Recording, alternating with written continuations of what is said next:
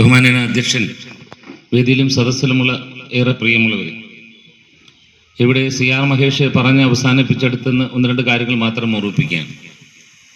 നമുക്കെല്ലാവർക്കും അറിയാം, കരുനാഗപ്പള്ളി അസംബ്ലി മണ്ഡലത്തിൽ നിന്നും ഉജ്ജ്വലമായൊരു വിജയം CR മഹേഷിനുണ്ടാകുമെന്നതിനെ കുറിച്ച് നമുക്ക് ആശങ്കകളൊന്നുമില്ല.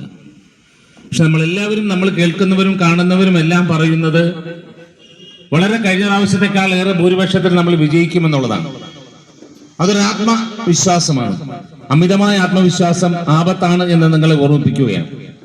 ഈ ഒരു താല്പര്യത്തോടു കൂടി ഇത്രയേറെ ഭൂരിപക്ഷത്തിൽ നമ്മൾ ജയിക്കുമല്ലോ എന്ന് എല്ലാവരും പറയുന്നല്ലോ എന്ന് കാത്തിരിക്കുമ്പോൾ പ്രവർത്തനത്തിൽ ഒരു ആലസ്യം വന്നാൽ അത് മറ്റുള്ളവർ അത് മുതലെടുക്കുമെന്നുള്ള ആശങ്കയാണ് ഇവിടെ മഹേഷ് സൂചിപ്പിച്ചത്. അത് തന്നെയാണ് എനിക്കും പറയാനുള്ളത്. അതുകൊണ്ട് ഒരു ആലസ്യത്തിലിരിക്കാതെ നാളെ രാവിലെ എല്ലാ ബൂത്തുകളിലും, ഇവിടെ നിർദ്ദേശിക്കപ്പെടുന്ന പോലെ നാളെ രാവിലെ എല്ലാ ബൂത്തുകളിലും സ്ഥാനാർത്ഥിയുടെ അഭ്യർത്ഥനയുമായി കയറി ഇറങ്ങണം. ഇനി ഏതാണ്ട് 10 ദിവസങ്ങൾ മാത്രമേ നമുക്ക് പ്രചരണമായിട്ടുള്ളൂ. 10 ദിവസങ്ങൾ കൊണ്ട് 4 റൗണ്ട് ഒരു വീട്ടിൽ കയറിയിരിക്കണം. അങ്ങനെയാണ് ചിട്ടപ്പെടുത്തിയിരിക്കുന്നത്. ആ അഭ്യർത്ഥനകളുമായി ഇവിടെ സ്ഥാനാർത്ഥി ഈ പഞ്ചായത്തിൽ മാത്രം ചെയ്ത, ഈ മണ്ഡലത്തിൽ മാത്രം ചെയ്ത ഏതാണ്ട് കോടിക്കണക്കിന് രൂപയുടെ വികസനത്തിന്റെ ഒരു നേർചിത്രം ഇവിടെ സൂചിപ്പിക്കുകയുണ്ടായി. ഈ അസംബ്ലി മണ്ഡലത്തിൽ കഴിഞ്ഞ 5 വർഷക്കാലം കൊണ്ട് ചെയ്ത നേട്ടങ്ങൾ നമ്മൾ അക്കമിട്ട് രേഖാമൂലമായി അത് അച്ചടിച്ച് പ്രിന്റ് ചെയ്ത് നിങ്ങളിൽ എത്തിക്കാൻ പോവുകയാണ്. അത് നിർബന്ധമായും എല്ലാ വീടുകളിലും നിങ്ങൾ എത്തിച്ചു കൊടുക്കണം. ഈ തെരഞ്ഞെടുപ്പിൽ നമുക്ക് ഒട്ടേറെ അനുകൂലമായ സാഹചര്യങ്ങളുണ്ട്. നിങ്ങൾക്കറിയാം, ലോക്സഭാ തെരഞ്ഞെടുപ്പിൽ കേരളത്തിൽ 19 സീറ്റ് നേടിയാണ് നമ്മൾ അധികാരത്തിലേറിയത്. അവിടെ അധികാരത്തിലേറാൻ നമ്മളെ സഹായിച്ചത് ശബരിമല അയ്യപ്പനാണ് എന്ന് നമുക്ക് എല്ലാവർക്കും അറിയാം. ആ ശബരിമല അയ്യപ്പന്റെ വല്ലാത്ത ഒരു അനുഗ്രഹം, ഒരു സാക്ഷ്യം ഈ തെരഞ്ഞെടുപ്പിൽ നമ്മൾക്ക് എല്ലാവർക്കും ഉണ്ട് എന്ന് നമുക്കറിയാവുന്ന കാര്യമാണ്. ഇത് പറയുമ്പോഴാണ് ഓർമ്മ വരുന്നത് പിണറായി, ഞാൻ ദീർഘമായി പറയുന്നതിലോട്ട് 1-2 കാര്യങ്ങൾ മാത്രം സൂചിപ്പിക്കുകയാണ്. ഇവിടെ പിണറായി വിജയൻ അധികാരത്തിലേറി ചുമതലയേൽക്കുന്നതിന് മുമ്പ് കേരളത്തിലെ ഒരു മുഖ്യമന്ത്രി ഉണ്ടായിരുന്നു. നിങ്ങൾക്ക് എല്ലാവർക്കും അറിയാം, ഉമ്മൻചാണ്ടി. എല്ലാവരെയും സംബന്ധിച്ചും എല്ലാവർക്കും വിശ്വാസമുണ്ട്. ഞാൻ ഇടതുവശം മുണ്ടെടുക്കുന്നു എന്നതിന്റെ ഒരു വിശ്വാസത്തിന്റെ ഭാഗമാണ്. ഇവിടെ രാധാമണി ടീച്ചർ നെറ്റിയിൽ കുറിയിട്ടിരിക്കുന്നു, അതൊരു വിശ്വാസത്തിന്റെ ഭാഗമാണ്. നെഞ്ചിൽ കുരിശുമായി സഞ്ചരിക്കുന്നു, ഇതെല്ലാം ഒരു വിശ്വാസത്തിന്റെ ഭാഗമാണ്. നമ്മുടെ വിശ്വാസമാണ് നമ്മുടെ ഏറ്റവും ഒരു സമ്പത്ത്, നമ്മുടെ ഒരു മുമ്പോട്ടുള്ള യാത്രയിൽ നമുക്ക് പ്രചോദനമായി നിൽക്കുന്നത്. ആ വിശ്വാസത്തിന് കളങ്കപ്പെടുത്തുവാൻ, ആ വിശ്വാസത്തിന്റെ കടക്കൽ കത്തിവെക്കാൻ നമുക്ക് ഏറെ വിഷമമുണ്ടാക്കുന്ന കാര്യമാണ്. നമുക്ക് ഒരു ദിവസം ഭക്ഷണം കഴിക്കാതെ നമുക്ക് ഇരിക്കാം, പട്ടിണി ഇരിക്കാം. പക്ഷേ നമ്മുടെ വിശ്വാസത്തിന് കടക്കൽ കത്തിവെക്കുമ്പോൾ അത് നമുക്ക് വല്ലാത്ത നൊമ്പരം ഉണ്ടാക്കുന്നതാണ്. ആ നൊമ്പരത്തിന്റെ ഒരു പ്രതീകമായിരുന്നു കഴിഞ്ഞ ലോക്സഭാ തെരഞ്ഞെടുപ്പിൽ വിജയമുണ്ടായത്. ഞാൻ പറഞ്ഞു വന്നത് അതെങ്ങനെയാണ് ഉണ്ടായത് നിങ്ങൾക്ക് ഓർമ്മയുണ്ടാവും. നിങ്ങളുടെ ഈ പ്രവർത്തക നേതാക്കന്മാർ ഓർത്തിരിക്കാൻ, വീടുകളിൽ ചെല്ലുമ്പോൾ പറയുന്നതിന് വേണ്ടി എന്ന് ഓർപ്പിക്കുകയാണ്. ഉമ്മൻചാണ്ടി കേരളത്തിൽ മുഖ്യമന്ത്രി, ബഹുമാനപ്പെട്ട സുപ്രീം കോടതി ഒരു കേസ് ഉണ്ടായി. എന്ത് കേസാ? ശബരിമലയിലേക്ക് എല്ലാവരെയും കയറ്റി വിടണം. ശബരിമല എല്ലാവർക്കും കയറാൻ കഴിയുമോ? ഇവിടെ മഹേഷിന്റെ മക്കൾ ഇരിക്കുന്നു, മഹേഷിന്റെ ഭാര്യ ഇരിക്കുന്നു. ഗായത്രിക്ക് ശബരിമലയിൽ കയറാൻ കഴിയില്ല, പക്ഷെ അമ്മയ്ക്ക് ശബരിമലയിൽ കയറാം. അതൊരു വിശ്വാസത്തിന്റെ ഭാഗമാണ്. അത് കാലാകാലങ്ങളായി നമ്മൾ അനുവർത്തിച്ചു വരുന്ന ആചാരത്തിന്റെ ഭാഗമാണ്. പിണറായി വിജയൻ പറഞ്ഞത് അവിടെ എല്ലാവർക്കും കയറാം, എല്ലാ സ്ത്രീകൾക്കും കയറാം എന്നുള്ളതാണ് പിണറായി വിജയൻ പറഞ്ഞത്. സുപ്രീം കോടതിയിൽ ഒരു കേസ്, ആ കേസുമായി ബന്ധപ്പെട്ട് 1-2 സഹോദരന്മാർ സുപ്രീം കോടതിയിൽ കേസ് കൊടുക്കുമ്പോൾ സുപ്രീം കോടതി പറഞ്ഞു ശബരിമലയിൽ എല്ലാവർക്കും കയറാൻ അവകാശമുണ്ട് എന്ന് സുപ്രീം കോടതി പറഞ്ഞു.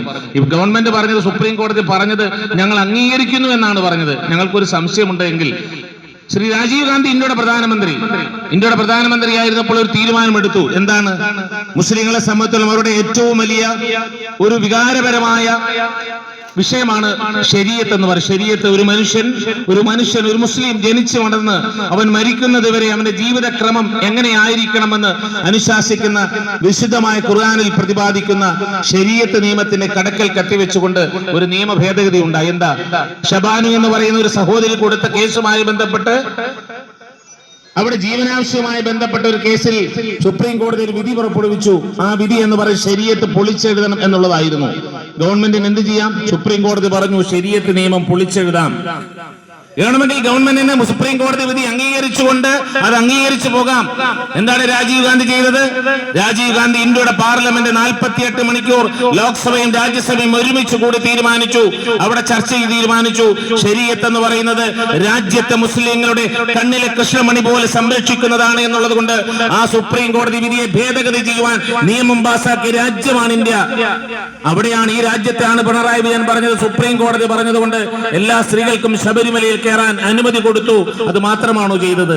2 സ്ത്രീകളെ ശബരിമല സന്നിധാനത്തേക്ക് അയച്ചുകൊണ്ടുപോകാൻ പമ്പയിൽ കൊണ്ടുപോയി അവിടെ നിന്നും ആംബുലൻസിനകത്ത് ശബരിമല സന്നിധാനത്തേക്ക് കൊണ്ടുപോയത് ഞാൻ നിങ്ങളും ചിത്രങ്ങളിൽ കണ്ടതാണ്, TV-യിൽ കണ്ടതാണ്. ശരിയല്ലേ? എങ്ങനെയാ പോയത്? അവർ പോയപ്പോ നമ്മൾ അങ്ങനെ ഇവിടെ മഹേഷ് 41 ദിവസം മൃതമനുഷ്യ ശബരിമലയിൽ പോകും. മുൻകാലങ്ങളിൽ മഹേഷ് പോയിരുന്നത് നടന്നായിരുന്നു പോയിരുന്നത്, അല്ലേ അമ്മേ? ശബരിമലയിൽ പോയി നടന്നാണ് പോയിരുന്നത്. ഒരു വിശ്വാസത്തിന്, ആചാരത്തിന്റെ ഭാഗമാണ്. 40 ദിവസം വ്രതമെടുത്ത് മാംസലതാദികൾ ഉപേക്ഷിച്ചുകൊണ്ട് ഭക്ഷണങ്ങൾ ഉപയോഗിച്ചുകൊണ്ട് അദ്ദേഹം ശബരിമല സന്നിധാനത്ത് പോകും. പവിത്രമായി കാണുന്ന ശബരിമലയിലേക്ക് അമ്മിണി ഉൾപ്പെടെയുള്ളവർ കടന്നുപോയപ്പോൾ പമ്പയിലെ ഹോട്ടലിൽ കയറി ബീഫും പൊറോട്ടയും വാങ്ങിക്കൊടുത്തുകൊണ്ട്, പരസ്യമായി ഭക്ഷണം വാങ്ങിക്കൊടുത്തുകൊണ്ട് ആംബുലൻസിൽ ശബരിമല സന്നിധാനത്തേക്ക് കയറ്റി 18-ാം പടി കയറ്റിയ പിണറായി വിജയൻ എന്നിട്ട് സുപ്രീം കോടതിയിൽ ഫോട്ടോ എടുത്തു കൊടുത്തു. ശബരിമലയിൽ സ്ത്രീകളെ കയറ്റി എന്ന് പറഞ്ഞ് അവകാശപ്പെട്ട് അതിന്റെ പേരിൽ രാജ്യത്താകമാനം പ്രലോഭനങ്ങളിലും പ്രഖ്യാപനങ്ങളുമായി കടന്നു വന്ന പിണറായി വിജയൻ അത് മാത്രമാണോ ചെയ്തത്? അതിന്റെ പ്രതിഫലനം എന്ന നിലയിൽ ശബരിമല സന്നിധാനവുമായി ബന്ധപ്പെട്ടുണ്ടായ തെരഞ്ഞെടുപ്പിൽ, ലോക്സഭാ തെരഞ്ഞെടുപ്പിൽ കോൺഗ്രസിനും UDF-നും അനുകൂലമായ വിധിയുണ്ടായി എന്ന് മനസ്സിലായപ്പോൾ അതുമായി